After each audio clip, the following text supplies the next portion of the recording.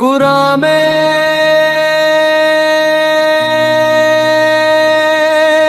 में जिक्र पाक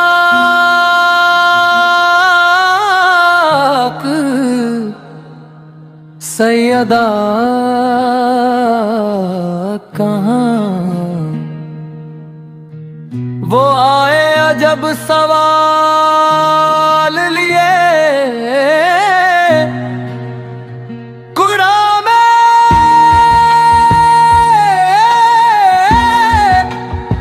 जिक्र सैयदा कहाँ है। मैं मुस्कुरा कर चुप हो गया कि अजमते कभी लफ्जों की मोहताज नहीं होती। मैंने कहा ये बहस ही जुल्म है, जिनके बाबा मुस्तफा हूँ, जिन्हें उम्मे अबीहा कहा जाए, जो अपने बाबा की असल हो। उनका मकाम लफ्जों में कहाँ समाता है। कुरान का जाहिर भी है और उसका बातिन भी, जो जाहिर में ना आया वो बातिन में नूर बनकर जगमगाता है। कुरान सिर्फ लफ्ज नहीं, साहिबे कुरान का इशारा भी है।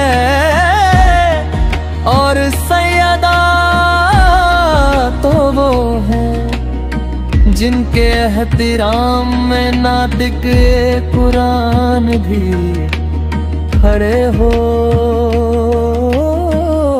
जाते थे। कुरान मरियम जी को अपने जमाने की बरगजीदा कहा गया, मगर सैयदा वो है जिनके बाबा सरदार अनबिया, जिनके शोहर सरदार औलिया, और बेटे सैयदे शबाब जन्नत, और वो खुद सैयदाए हकाए नदा।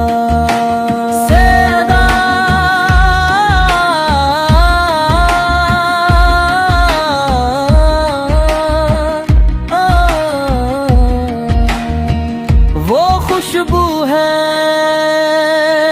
जो कुरान के हर बातिन में महसूस होती है। उनकी शान तब मुकम्मल जाहिर होगी जब उनका मुंतकिम आएगा, जब खैमा सजेगा और तमाम नातिक कुरान उनके खैमे के बाहर पहरा देंगे। वासिफ ने भी कुरान में उनके बातिनी जिक्र पर क्या खूब कहा। आखिर उसने मुझसे कह ही डाला, मुझ पर भी एक नज़्म लिखो जिसमें मेरा